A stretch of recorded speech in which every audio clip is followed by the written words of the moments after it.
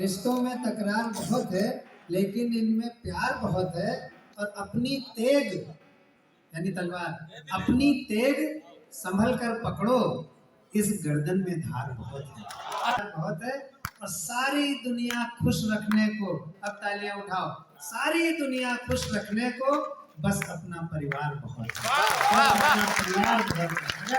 अगर आपका परिवार संतुष्ट है तो फिर वसुधैव कुटुंबकम की संकल्पना जो हमारे स्वामी विवेकानंद ने की वो साकार हो जाती है। क्योंकि समाज हमारी फैमिली का एक्सटेंडेड ग्रुप होता है। हम पड़ोस के व्यक्ति को भी चाचा जी कहते हैं, भले वो किसी भी जाति मजहब का हो। इसी तरह से हम समाज को पढ़ाते हैं। आइए मैं इस परिवार के गुरु को आमंत्रित करता हूँ छोटे से काव्य पाठ के लिए, डॉक्टर रमेश रंजन मिश्र जी। रमेश जी इस परिवार के गुरु जी हैं, गुरु जी कहे जाते हैं वो। और मैं एक रहस्योद्घाटन इस मंच पर करना चाहता हूँ। मैं लखनऊ में गोष्ठियां पढ़ा करता था। लखनऊ में 11 रुपए और 21 रुपए वाले कवि सम्मेलन पढ़ा करता था 82, 83 में, 1982, 83, 84 में। मुझे लखनऊ से बाहर जिस व्यक्ति ने कदम रखवाया पहला, और मुझे 3 डिजिट में मुझे पेमेंट मिला, उसमें 3 अंकों में मुझे पेमेंट मिला। महादेवा में मुझे ले गए थे आदरणीय रमेश रंजन मिश्र जी, और उस दिन मुझे 100 रुपए पेमेंट मिला था बाराबंकी में। मुझे लग रहा था कि मैं संसार का सबसे धनाढ्य व्यक्ति हूँ इस समय। ये बात मैं बहुत भावनात्मक तौर पर कह रहा हूँ। एक व्यक्ति घुटुरुओं चलता है, लड़खड़ाता है, और कोई एक अगर उसकी उंगली पकड़ ले तो फिर वो धीरे धीरे दौड़ भी सकता है और बहुत आगे बढ़ सकता है। संभवतः यही रमेश रंजन जी ने अब से लगभग 30-35 साल पहले, 36 साल पहले किया। मैं उनको सादर प्रणाम करते हुए आमंत्रित करता हूँ। इस दौरान अंजलि श्रीवास्तव जी हमारे बीच आ गए, हम उनका स्वागत करते हैं।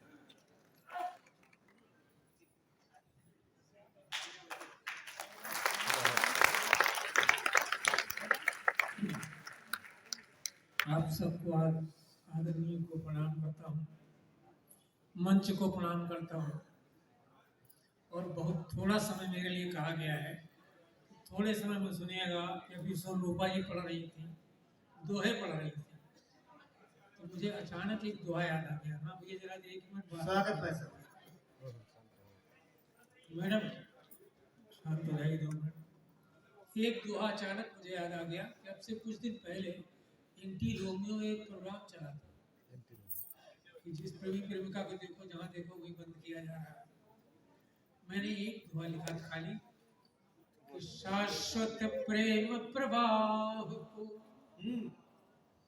सुनिएगा, कि शाश्वत प्रेम प्रवाह को रोक सके कब संत। हाँ, शाश्वत प्रेम प्रवाह को रोक सके कब संत। आश्रम से भी ले उड़े शकुंतला दुष्यंत।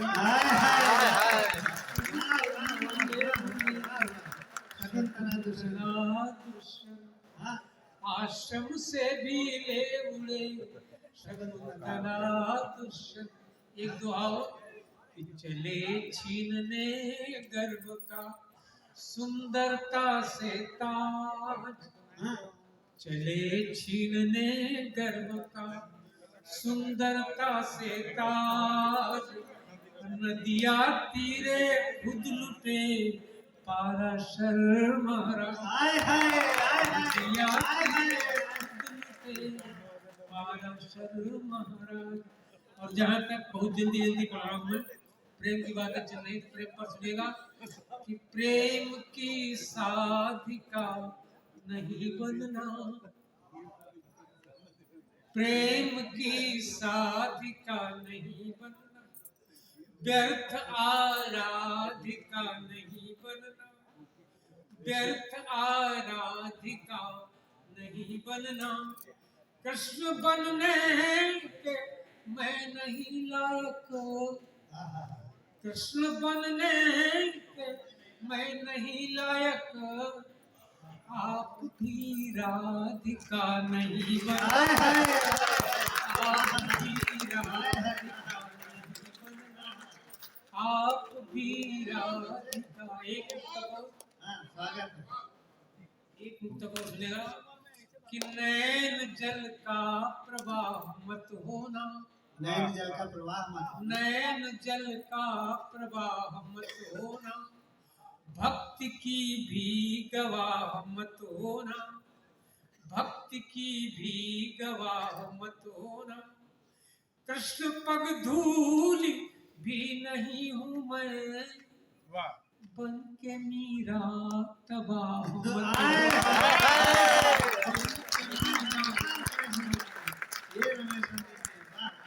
बन के मीरा तबाह मत होना। और ये गीत मेरा पढ़ने का मन है, चाहे हमारे कवि लोग हों, चाहे संत महात्मा हों, चाहे योगी मुनि हों, सब कहते हैं बस पुण्य करो पुण्य करो पुण्य करो, पुण्य के अलावा कुछ न करो।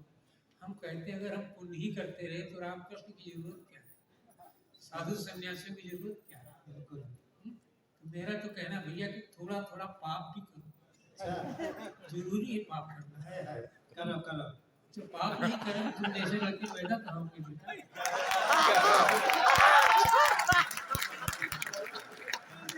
इसलिए पाप करना जरूरी है। पंक्तियां सुनेगा, अच्छी बात नहीं है, ये अच्छी बात नहीं है। मुझे कुछ गलत कह दिया था। नहीं, संतान पाप की उत्पत्ति नहीं होती है, संतान बहुत पुण्य कर्मों का फल होता है। जिनके पाप की संतानें होती होंगी वो दूसरे लोग होते होंगे। हिंदुस्तान में, भारतवर्ष में, आर्यावर्त में अगर संतान उत्पन्न होती है तो पाप कर्म से नहीं पुण्य कर्म से होता है। बेटा तुम तो सही कह रहे हो, लेकिन हम तुम्हारे बारे में नहीं समझ पा रहे हैं कि तुम पुण्य से हो। अब आप मत समझो मामा जी। तुम्हारी मर्जी है, लेकिन मैं अब तक नहीं समझ पाया। स्वागत पढ़िए। आइए गीत पर आइए, मजाक की बातें चलती रहेंगी। ये मैंने खूब जिया जिंदगी भर, मैंने मंच छोड़ दिया, मैं मंचों पर नहीं जाता हूँ, खाली बस 4 पंक्तियां और पढ़ करके फिर गीत पढ़ता हूँ कि गुनगुनाओ तो चले आएंगे, गुनगुनाओ तो चले आएंगे, गुनगुनाओ तो चले आएंगे, साथ गाओ तो चले आएंगे, यूं तो संन्यास ले लिया है पर, यूं तो संन्यास ले लिया है पर, तुम बुलाओ तो चले आएंगे,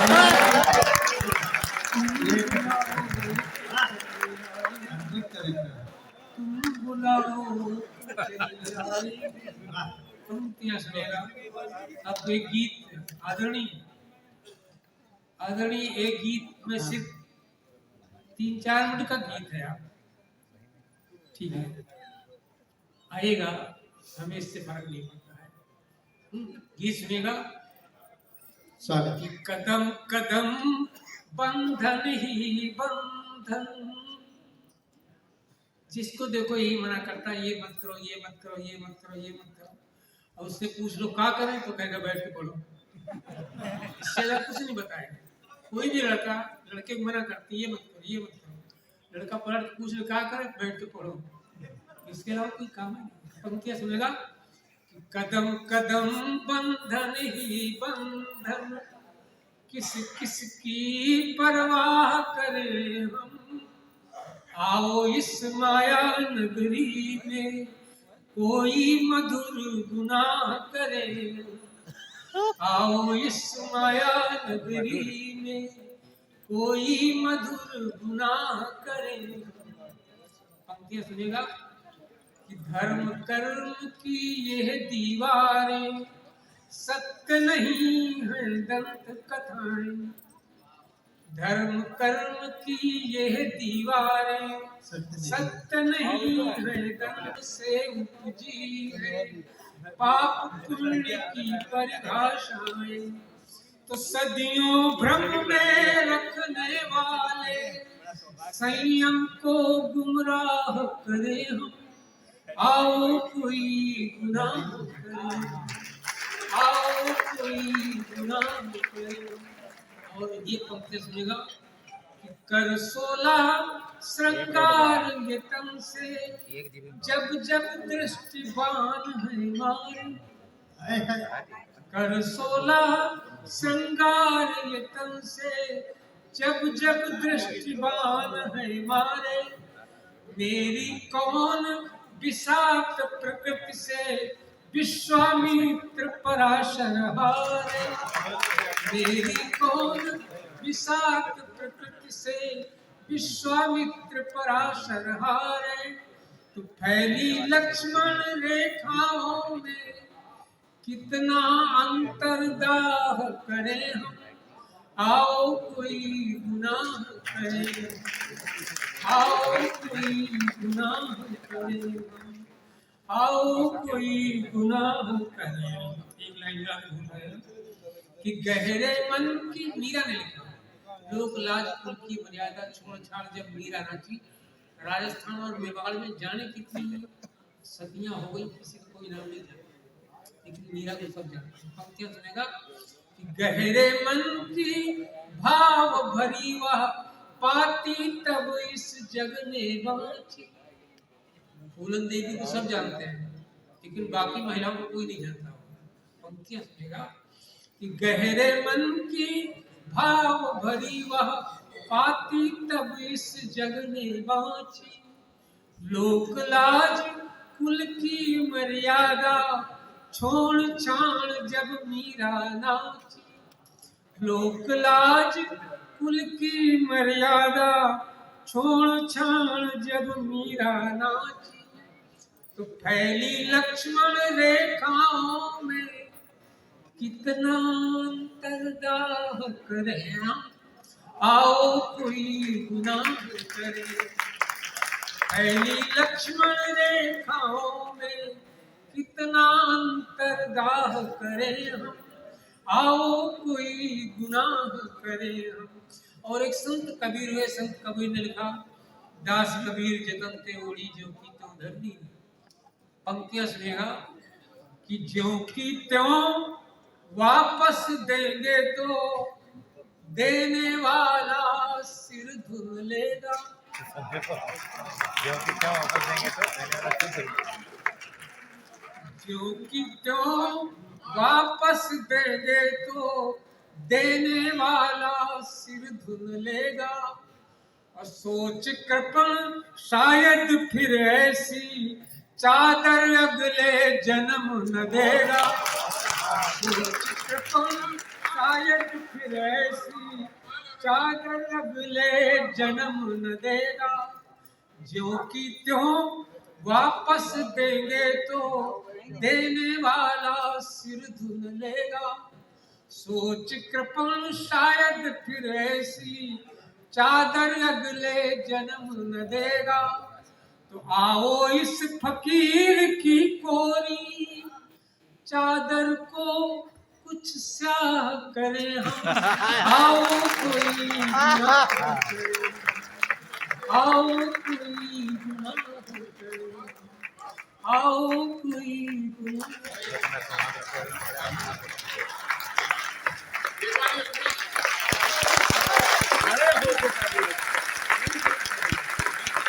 बहुत बढ़िया, बहुत अच्छा।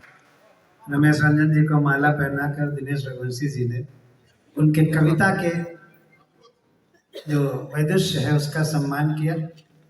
बाकी तो वो पाप ही कर रहे थे। एक जुमला आपका कहां से कहां समारोह को पहुंचा सकता है, ये भी सिद्ध होता चलता है।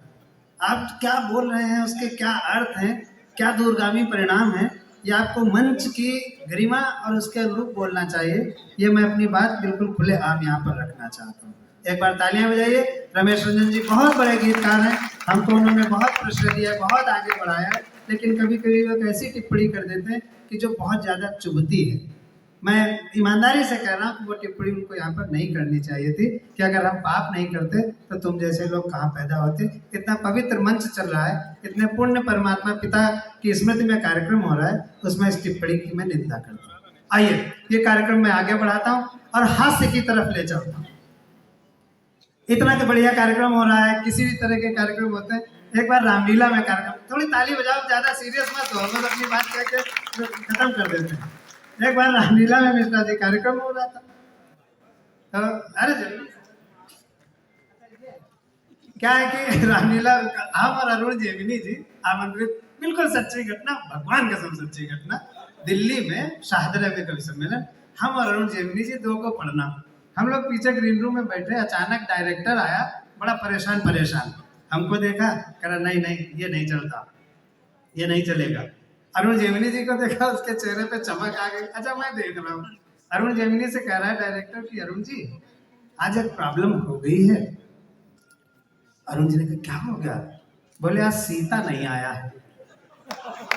तो अरुण जी ने कहा अच्छा तो फिर पहले कवि सम्मेलन ही कर लीजिए। बोले नहीं आपकी मदद चाहता हूँ, आप सीता बन जाइए। बहुत बहुत बिल्कुल भगवान कसम सच्ची घटना, तो सीता बन जाइए। अरुण जेमिनी जी नाराज हो गए, बोले मैं इतना बड़ा हंस गई, पूरी दुनिया में घूमता हूँ, मैं सीता बनूंगा? मुझे मौका मिल गया अरुण को फंसाने का। हमने कहा अरे भैया लोग राम के लिए अपनी जान दे सकते हैं, आप 15 मिनट के लिए सीता नहीं बन सकते? आइए गए मस्त, आइए सीता बन गए। अब बनना पड़ा, सीता मजबूरी थी। अच्छा उस दिन सीता हरण का सीन, सीता हरण का सीन, इनको जो है पीली साड़ी वाड़ी पहना के कुटिया में रखा गया। रावण आया, माता भिक्षा दे, माता भिक्षा दे। माता निकले चले बुने बैठे थे, मैं ले भिक्षा। अच्छा रावण भी पवन भाई भाग गया था, नया रावण पकड़ा गया था, वो रेखा शब्द भूल गया, कह रहा लाइन के बाहर आके दे, लाइन के बाहर आके दे। अब ये बिल्कुल सच्ची घटना है, जोरदार ताली हो जाना। तो जैसे लाइन के बाहर आए तो रावण ने फेंका कुंडली, अपना कमंडल वमंडल, बोला मैं कोई साधु वाधु नहीं, मैं रावण हूँ, तुम्हें हरने आया हूँ। तो इन्होंने भी अपनी साड़ी वाड़ी फेंके, बोले मैंने कोई सीता नहीं, दिल्ली का अरुण जेमिनी हूँ, हर। उसके बाद रावण भाग रहा है, पीछे पीछे अरुण जेमिनी भी भाग रहे हैं, 2000 तालियां बजी चुकी है अरुण जेमिनी जी।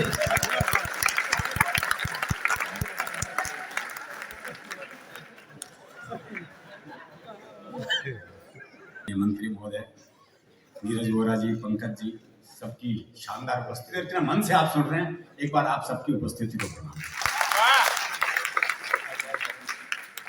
सोम रूपा ने बहुत बढ़िया पिता पर गजल सुनाई, लिख सकती है। हमारे हरियाणा में तो बाप बेटे के संबंध भी हास्य रस में रहते हैं। अच्छा वो एक बेटा रात को 9 से 12 पिक्चर देखने जा रहा था, तो बाप ने कहा अगर जागता हुआ हूं तो दरवाजा खोल दूंगा, लेकिन अगर सोते को जगा दिया फिर नहीं खोलूंगा। अब वो रात को 1 बजे लड़का वापस आया, तो बोले कैसे पता लगा बापू सो गए हैं जाग गए हैं?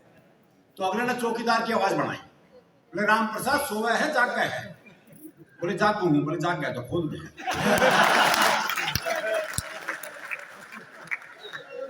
हमारे यहाँ ऐसे इतनी काल्पनिक गजल की कोई जरूरत नहीं है जी, हमारे यहाँ तो ये संबंध ऐसे ही है। वो बाप ने बेटे से पूछा भाई तेरा रिजल्ट क्या रहा? बोला जी हमारा जो प्रिंसिपल है ना उसका छोरा फेल हो गया। अरे बोले मैं तेरा रिजल्ट पूछ रहा हूँ। बोले जी गांव का सरपंच है ना उसका छोरा ही फेल हो गया। अरे बोले तेरा दिमाग खराब है, मैं तेरा रिजल्ट पूछ रहा हूँ। अरे बोले वही तो बता रहा हूँ, तू कौन सा प्रधानमंत्री लग रहा है।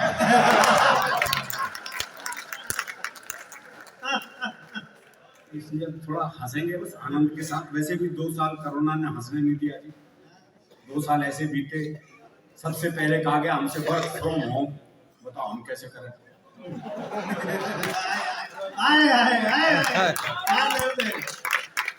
तो मैंने वर्क फ्रॉम होम के तहत घर पर ही कविता सुनाई, ना कोई हंसा, ना किसी ने ताली बजाई, और ना ही कोई पेमेंट जेब में आई। कई का स्टेज साथ थे जी। फिर मैंने अपनी दूसरी जेब से पैसे निकाल के खुद को पेमेंट दी। इस तरह वर्क फ्रॉम होम की औपचारिकता पूरी। अच्छा मेरी इस कविता का असर पूरे विश्व में पड़ा। आप देख लो रूस और यूक्रेन के युद्ध में अमेरिका और यूरोप वर्क फ्रॉम होम ही करते रहे। अच्छा एक समस्या और थी जी, वो हमारा काम हर दूसरे तीसरे दिन सूटकेस लेके निकलने का। वो 3 महीने पहले लॉकडाउन, 3 महीने बाद में, अब 3 महीने घर में पड़े हुए हो गए, बाहर जा नहीं सकते, सब कुछ बंद। मैं अखबार पढ़ रहा, पत्नी इधर से उधर घूम रही और बड़बड़ा रही। बोले पता नहीं ये बीमारी कब जाएगी। नहीं पता ही रहा था, मुझे कह रही है कोरोना को कह रही है। और हर विवाहित का जो कष्ट था वो सबका था जी। 3 महीने जो पहले और बाद में हुआ, पत्नी मेरा तेरा देखे मैं पत्नी का, ये सबसे कष्टदायक स्थिति थी। बाहर जा ही नहीं सकते आप। तो मैंने सोचा कुछ पल अलग ढंग से जिया जाए और किसी महिला मित्र को वीडियो कॉल किया जाए। तो परिवर्तन हो जीवन में। हाँ, ये सोचकर मैंने अपनी सबसे सुंदर महिला मित्र को वीडियो कॉल मिलाया, लेकिन उसने फोन ही नहीं उठाया। थोड़ी देर बाद लैंडलाइन पर उसका फोन आया।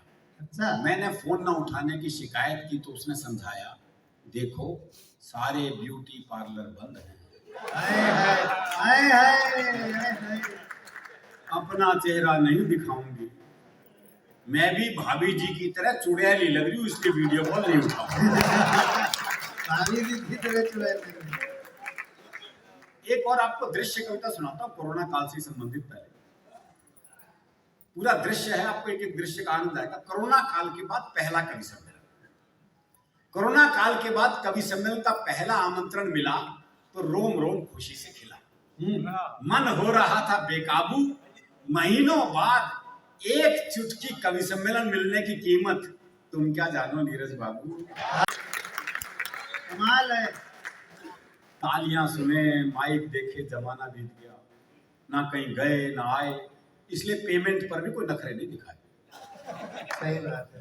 तुरंत फ्लाइट की टिकट बुक करवाई, मैंने तो बकायदा टिकट का प्रिंट निकलवाया जी, और 3 दिन तक तो मैं उसी पे लेटा रहा।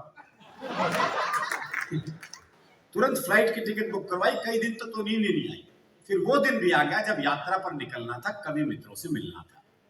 महीनों से कमरे के कोने में उपेक्षित पड़े सूटकेस को जैसे ही उठाया तो वो तो मुझसे भी ज्यादा प्रसन्न नजर आया। भूल गया सारी शर्मो हया, उंगली की एक छुअन से खुल गया। रखने की थी बारी तो खोल ली अलमारी, कपड़ों की स्थिति ये थी जी, निक्कर बनियान में टाइम कट रहा था। कपड़े बेचारे लटके लटके लटक गए थे। अब कपड़े रखने की थी बारी तो खोल ली अलमारी, शर्ट और पैंट दोनों अकड़ी अकड़ी थी, माथे की छोड़ो पूरे बदन पर त्योरियां पड़ी थी।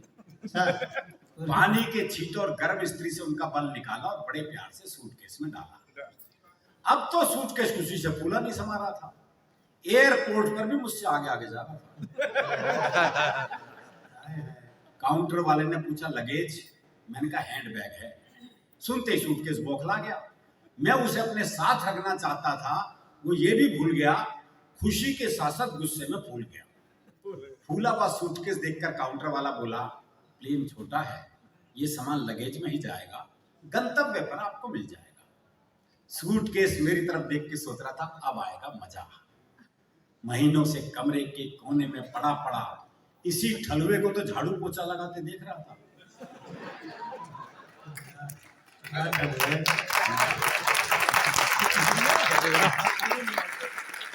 इसी ठलुए को झाड़ू पोछा लगाते देख रहा था। अब अपने दिन भी खिलेंगे, अंदर पुराने यार सूटकेस मिलेंगे, उनसे बतियाऊंगा, हसीन अटैची से नैन लड़ा।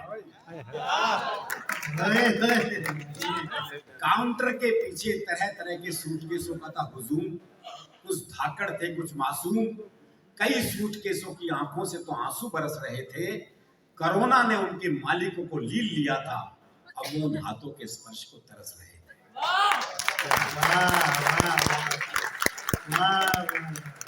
खैर उनको अपने हाल पर छोड़ मैं विमान की तरफ बढ़ा और ये सोच के चढ़ा कि गेट पर ही हाथ जोड़े मुस्कुराहट बिखेरे एयर होस्टेस के सुंदर से चेहरे के दर्शन होंगे। पर विमान में घुसते ही निराशा हाथ लगी। पीपीई किट पहने, चेहरे पर मास्क और शील्ड लगाए, एक बिजू का टाइप स्त्री खड़ी मिली। उसका ये रूप हमने 2 घंटे सहा, बिना मतलब घंटी बजाना दूर, प्यास लगने पर भी उसे पानी लाने को नहीं कहा। अब अगला दृश्य गंतव्य पे पहुंचने के बाद लगेज बेल्ट पर मेरा सूटकेस बिल्कुल नहीं शर्मा रहा था। एक कमसिन सी अटैची का हाथ पकड़े सबसे अंत में ठुमकता हुआ चला आ रहा था। पास खड़े सर्वेश ने कहा, इनको देख के मन कर रहा है मैं भी सपनों में खो जाऊं, ऐसी अटैची का साथ मिले तो मैं भी सूटकेस हो जाऊं।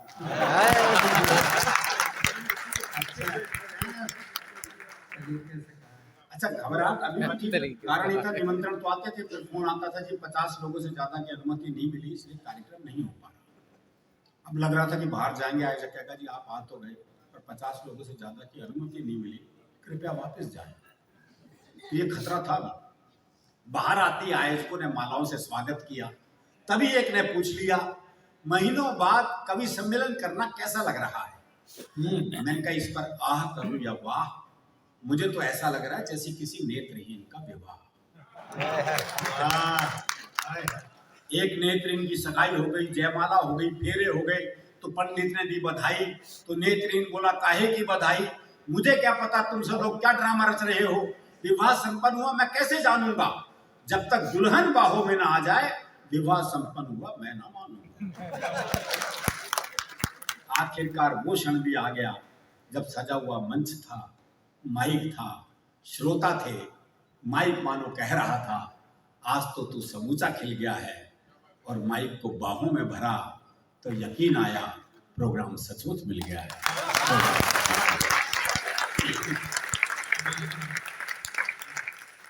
अद्भुत, वाह। अब थोड़ा हरियाणा की बात करेंगे जी, बस मैं क्योंकि हरियाणा का हूँ। लखनऊ और हरियाणा बड़ा विपरीत मामला है जी। वो एक लखनऊ के आदमी ने हरियाणा के आदमी से कहा, बोले भाई साहब मैं आपको तकलीफ दे सकता हूँ? हरियाणा वाला छूटते ही बोला, बोला देख है देख। बस यही अंतर है। कारण ये कि उत्तर प्रदेश में कृष्ण जी ने बांसुरी बजाई थी, हमारे यहाँ बांस बजाया था। सही बात है, हाय हाय, आहा, यही अंतर है। तो हरियाणा की जो भाषा है उसका आनंद ही अलग है। हमारे यहाँ प्रेम भी अलग ढंग से होता है, बड़ा भोलापन होता है। वो प्रेमी ने प्रेमिका से कहा, अगर तू मेरी नहीं हुई ना तो मैं तुझे किसी की नहीं होने दूं। बोला, अच्छा तेरी हो जाऊंगी तो सबकी होने देगा।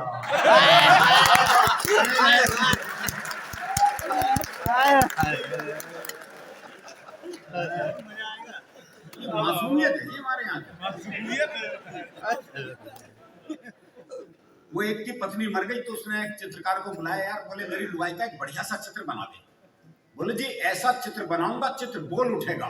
बोले फिर रहने दो।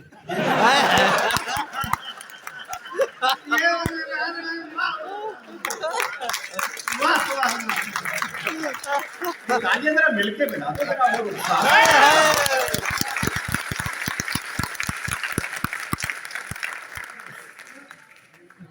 भोलापन बहुत है ना जी। वो एक पुलिस के सिपाही को छुट्टी चाहिए थी, पहुंच गया एसएचओ के पास, बोले छुट्टी चाहिए। बोले बहुत काम है, छुट्टी नहीं मिल सकती। बोले छुट्टी तो मैं लेके रहूंगा। बोला अच्छा एक सवाल का जवाब दे दे, छुट्टी दे दूंगा। बोले सवाल कुछ भी पूछ लो जी। बोला अच्छा ये बता, कटप्पा ने बाहुबली को क्यों मारा? ये अंतरराष्ट्रीय सवाल पूछ लिया जी इससे। बोले ये बता, कटप्पा ने बाहुबली को क्यों मारा? बोले हो सकता है बाहुबली ने कटप्पा को छुट्टी देने से मना कर दिया।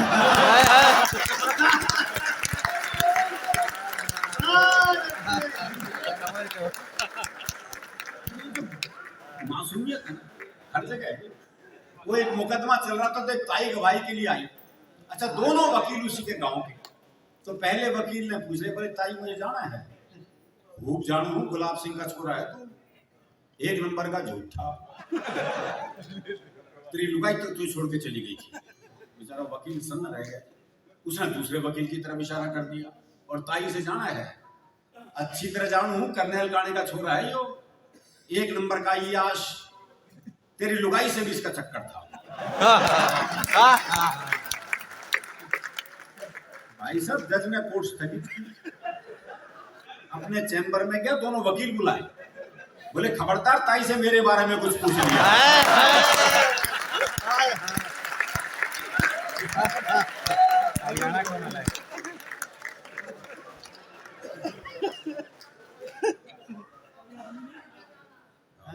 हमने सही जानकारी दी कि सबको गंगा में जाना। अभी चलें?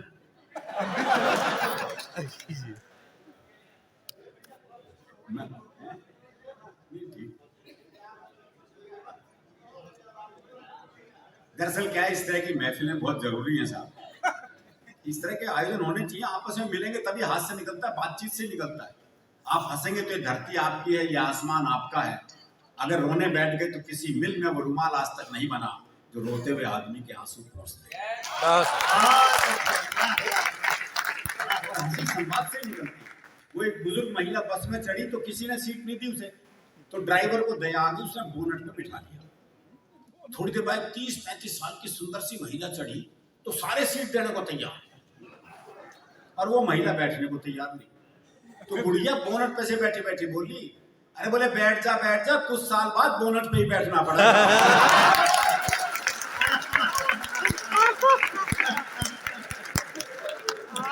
संवाद बहुत जरूरी है। तो प्रेम की बात कर रहा था, हमारे यहाँ प्रेम में दरअसल क्या है कि संबंध विच्छेद के लिए भी बड़ी बड़ी बात नहीं चाहिए, बहुत सामान्य बात को जाता है। वो प्रेमी ने प्रेमिका को जैसे ही सीने से लगाया तो प्रेमिका बोली, तेरा दिल बड़ा कुरकुरा है। अरे बोले दिल कुरकुरा को ना, तेने बीड़ी का बंडल तोड़ दी।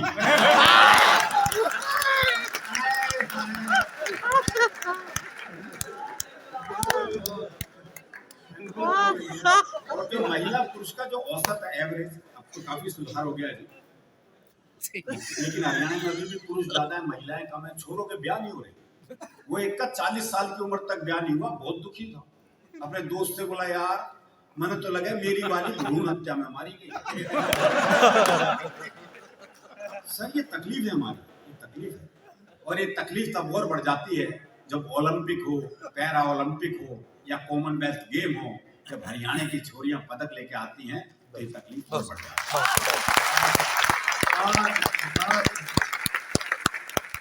बहुत सहज हादसे में जीने वाले लोग हैं जी। अभी कुछ दिन पहले ही घटना है, मैं दिल्ली में अपनी कार से जा रहा था, एक रेड लाइट पे खड़ा था, वो बत्ती कब हरी होगी मुझे पता नहीं चला। तो सोच रहा हूँ ऐसा कभी आपके साथ भी हुआ हो। तो एक मोटरसाइकिल आई घूमघाम के मेरे पास, मेरे कार का शीशा खटखटाया, मैंने शीशा नीचे किया, बोला इससे ज्यादा हरी नहीं होगी।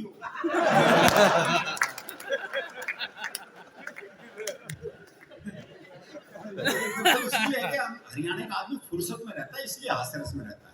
वो एक ने रिक्शे वाले को आवाज दी, बोले खाली है? बोले हाँ। बोले आप फिर ताश खेलते हैं। तो इतनी फुर्सत जरूरी है। वो एक ने रिक्शे वाले से कहा, बोले स्टेशन चलेगा? बोले हाँ। बोले कितने पैसे? बोले 25 रुपए। बोले ये तो रहा स्टेशन। अच्छा मैं पैसे कम कराने होते हैं, जगह को पास बुला लेते हैं। बोले ये तो रहा स्टेशन। रिक्शे वाला बोला आप नीचे कर ले वरना रेल के नीचे आ जाएगा।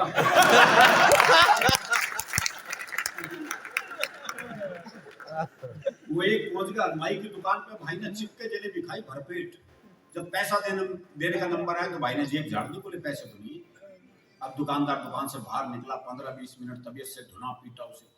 जब खुद थक गया पीट पीट के तो वापस दुकान में चला गया।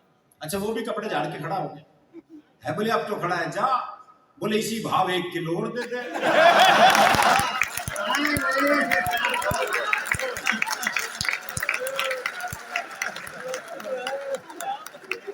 आनंद रखिएगा। प्रेम की बात चली तो एक छोटी सी कविता सुनाकर अपना स्थान लेता हूँ।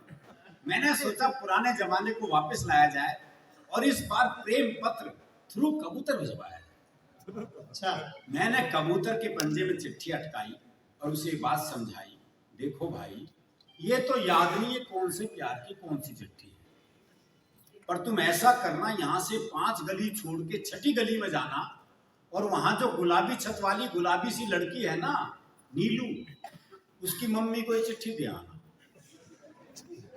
आई शुक्र मैं मम्मी को भिजवाऊंगा भाई। कबूतर बोला हे आदि कालीन युग के देवदास, इस युग में भी चिट्ठियों से आस। अब मैं ऐसी फालतू उड़ान नहीं भरता हूं, मैं खुद अपनी कबूतरी को व्हाट्सएप करता हूं।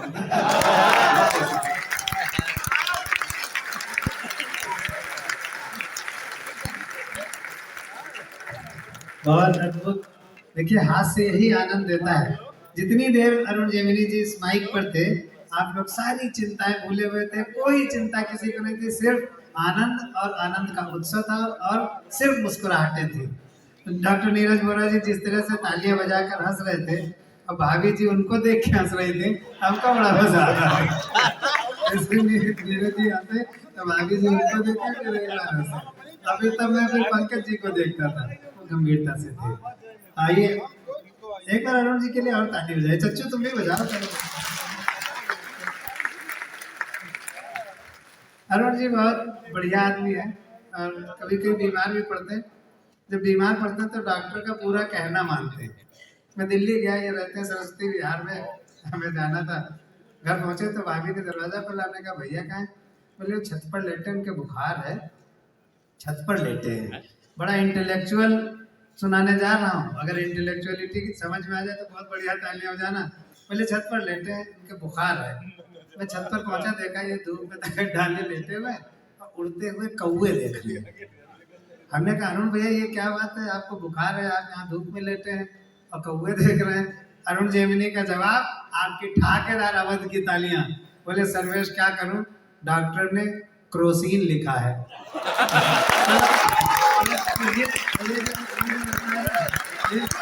देखिए कितना कितना आनंद है इसमें, कुछ है नहीं इसमें। आनंद है, कुछ आनंद है। आनंद जो है सुरक्षित रहना चाहिए। आनंद हमेशा जब सुरक्षित रहेगा जब आपका मस्तिष्क ठीक रहेगा।